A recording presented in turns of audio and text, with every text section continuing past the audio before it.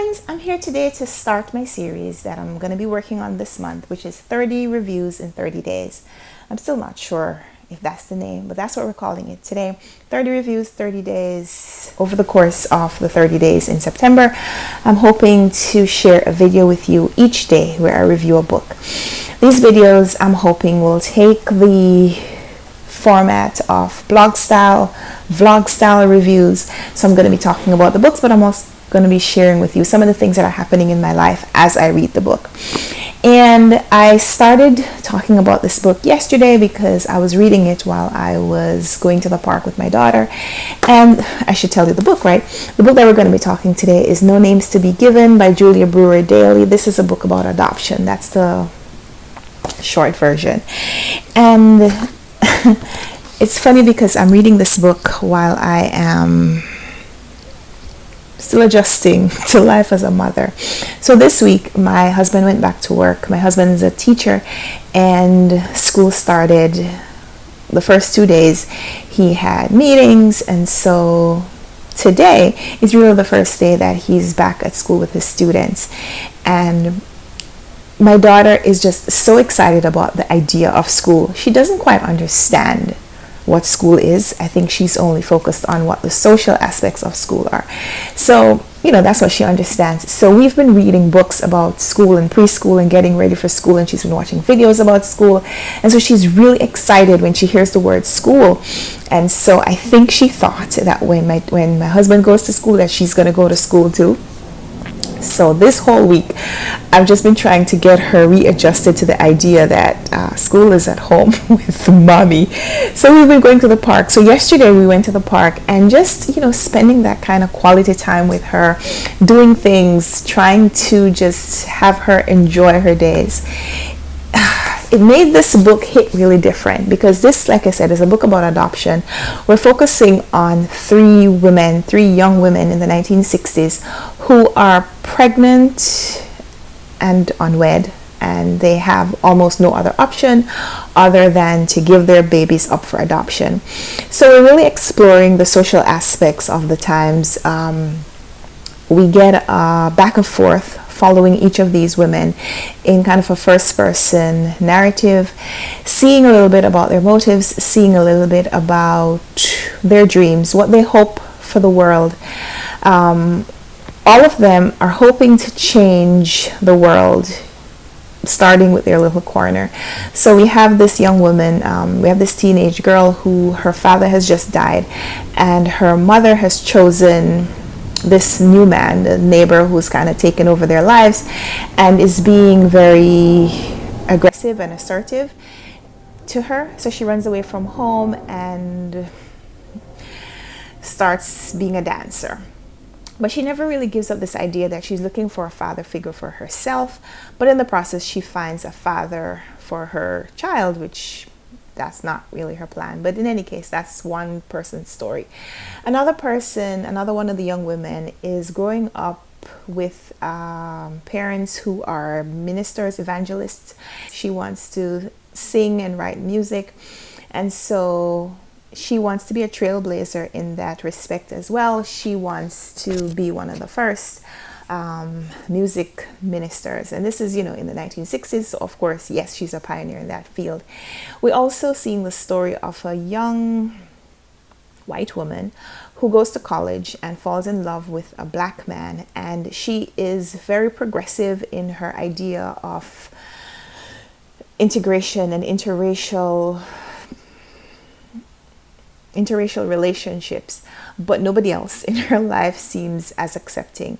She's been raised in the South by an older black woman, and her best friend is a black girl, but no one really sees them as equals in the rest of her life. And so she is very progressive in how she wants to move forward with her relationship, but we see the limitations that other people put on her and put on their relationship. So we have these three young women, and when they find themselves pregnant, they're all sent by their families to this home, this maternity home in New Orleans, to spend the majority of their pregnancy there, have their babies, and give their babies up for adoption without ever having had the chance to bond with their child, to see their child, hold their child, or even know the details of the childbirth. They're drugged during the labor process, so they don't know whether they've had one child or two, and they don't know whether they have a boy or a girl or whatever. So it's really interesting how the author delves into the whys, why these maternity centers existed, and some of the horrors about adoption for that young woman, young woman who's found herself in a situation that she doesn't want to be in. One of the women, and I don't want to give too much about the story away, but one of the women is raped. Just the circumstances of their pregnancy. This is not necessarily a good thing, but we're going to make some good come out of it. So I like how the author explores adoption as a means for making good come out of sometimes bad situations. The story gets dramatic, especially towards the end, as we are seeing how these women traverse their lives afterwards. I like that the author gives us some social perspective. She gives us these really cool references. Like we have the young black man who is the beau of one of the mothers. He uses like the Green Book as a resource for finding safe spaces for them to go when they want to go out and things like that. There are lots of references like that, just little things, little details that center the story in the 1960s and 1970s, and we follow these characters all the way up to the 90s. I put the book down. It's really interesting how the author explores where these young women's lives go and how their stories get told. Eventually we have someone finding the sealed documents and trying to expose them, so we get a little bit of a look into what it must be like for someone to have a secret, to have lived through an experience at a time when it was really taboo to talk about it, and to get so accustomed to having a secret that it almost feels life-altering, life-upsetting to have other people know this thing, even though it was something that you kind of wanted everyone to know about sometime prior. And I love the title that the author chose here, No Names to Be Given. It's finally mentioned way in the back of the book, just as a kind of reflection on the austere circumstances of giving birth in these times, where these women were not allowed the chance to give anything to their babies aside from giving them life. They weren't even allowed to give them names. I like this book. I really enjoyed this. This was a gift from the publishers and the promoters. The promoters of this book are TLC Book Tours. They sent this book to me for review, and I really enjoyed it. This is probably a small press, and I like that I get access to these kinds of books that are not quite mainstream but deserve to be. I thought that this really centered on that idea of adoption that I've always been curious about, but I don't actually know anyone who was completely adopted, like a legal system adoption.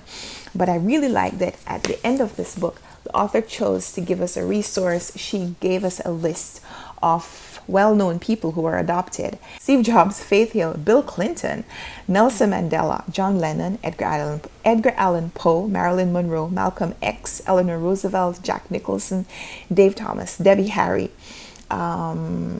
Gary Coleman, Nicole Richie, Jamie Foxx, like Kristen Chenoweth. That's fascinating. I would love to explore some of these stories. Maybe that's for another time. Another thing that she talked a little bit about, she gave us a history of the maternity homes in the United States, but she also included DNA tests, which is kind of new technology that kind of came in through the chronology of this novel. And it's interesting because they do use a DNA test to find out who someone is, the relationship. And I think it's interesting how when you do these ancestry tests, you can find names of people who you would be related to if they've already sent in their information to these systems. And I think that that's just so fascinating. I think it is probably one of the most useful resources for connecting families that have been separated by situations like adoption and so on. So I thought that this book was fantastic. Maybe fantastic is a little strong. I thought that this book was really, really good. It was fantastic. It was really engaging. It's 320 pages.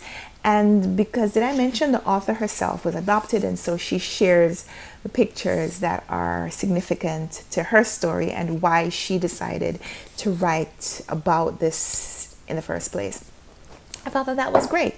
So, No Names to Be Given by Julia Brewer Daly is this is the author's picture right here, and this is her debut. And I thought that this was such a really interesting look at a subject that is close to the author's heart, and she does it justice because you can tell that she's writing from a place of love, a place of maybe fantasy. Like, these are some of the things that I would envision for my mother if I didn't know her and I got a chance to really dream her up. And I love that. I love this. So, high recommendation for this one, No Names to Be Given by Julia Brewer Daly. And that's day 1 of 30 reviews in 30 days. I hope you'll join me tomorrow for my next video. And until then, leave me a comment down below. Give me a thumbs up if you like this video. Subscribe if you haven't already so you don't miss my future videos. And until next time, happy reading. Bye.